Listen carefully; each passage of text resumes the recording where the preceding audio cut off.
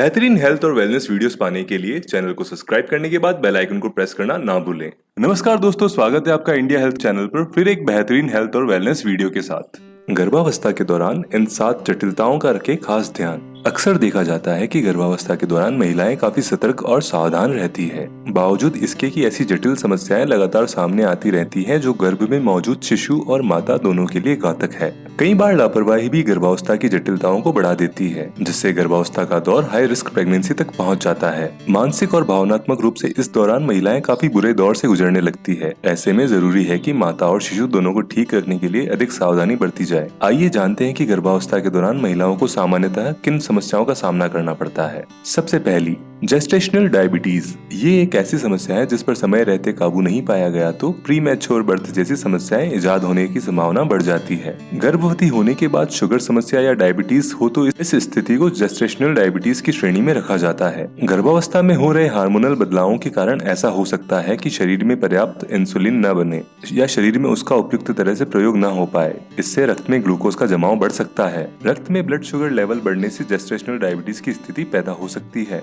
ऐसे में सुरक्षित रहने के लिए समय रहते डॉक्टर से सलाह लें। दूसरा है उच्च रक्तचाप। यदि गर्भावस्था के दौरान उच्च रक्तचाप की समस्या पहले ही हो या गर्भावस्था के बाद हो गई हो तो इससे गर्भनाल में रक्त का प्रवाह कम होने की संभावना बढ़ जाती है। गर्भनाल शिशु को गर्भ में पोषण और ऑक्सीजन पहुंचाती है और यदि गर्भनाल में रक्त का प्रवाह कम होगा तो इससे शिशु का विकास भी धीमा होने लगेगा। इसके अलावा इस परिस्थिति में प्री मैच्योर डिलीवरी या मां में प्री एक्लेम्पसिया की स्थिति पैदा हो सकती है, जो शिशु और माता दोनों के लिए ही घातक है। ऐसे में समय समय पर गर्भावस्था के दौरान उच्च रक्तचाप की जांच कराते रहें। जेस्टेशनल हाई ब्लड प्रेशर अक्सर दूसरी या तीसरी तिमाही के दौरान होता है और प्रसव के बाद यह स्वयं ही ठीक हो जाता है। ऐसे में चिकित्सक की निगरानी में इलाज लेते रहें और आवश्यक सावधानियां रखें। तीसरा है संक्रमण। यह सामान्य तौर पर महिलाओं में गर्भावस्था के दौरान पाया जाने वाला एक सामान्य लक्षण है, लेकिन अगर इस पे समय रहते ध्यान नहीं दिया जाए तो यह शिशु के लिए घातक साबित हो सकता है। यदि गर्भावस्था के दौरान मां को किसी भी तरह का bacterial infection, viral infection, fungal infection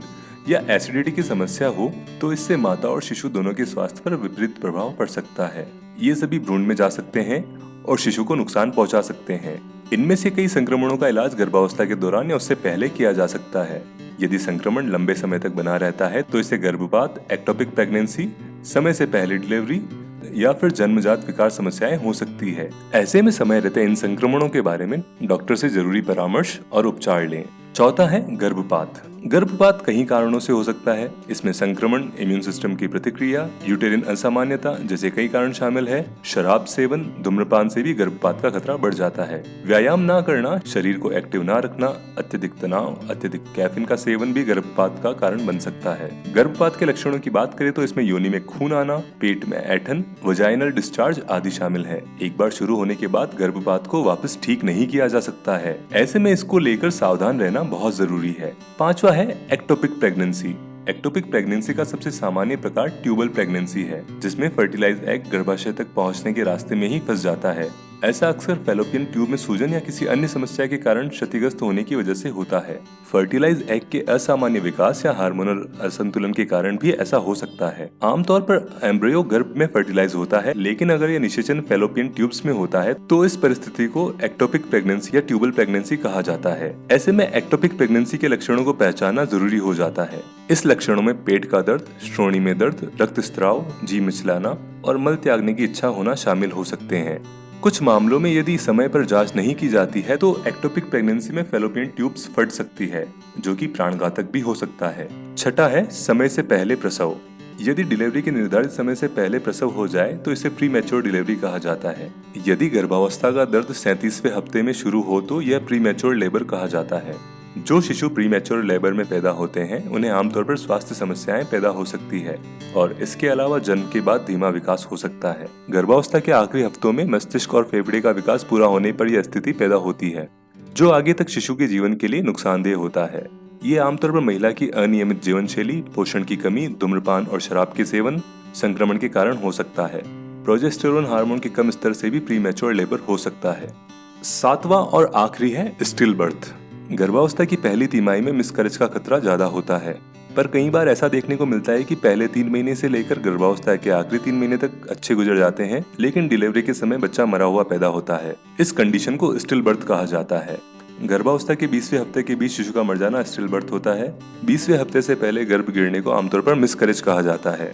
गर्भावस्था की अवधि के आधार पर स्टिल बर्थ को 3 तरह से विभाजित किया गया है। यदि 20 से 27वें हफ्ते में गर्भ गिरता है तो इसे शीघ्र या जल्दी स्टिल बर्थ कहा जाता है।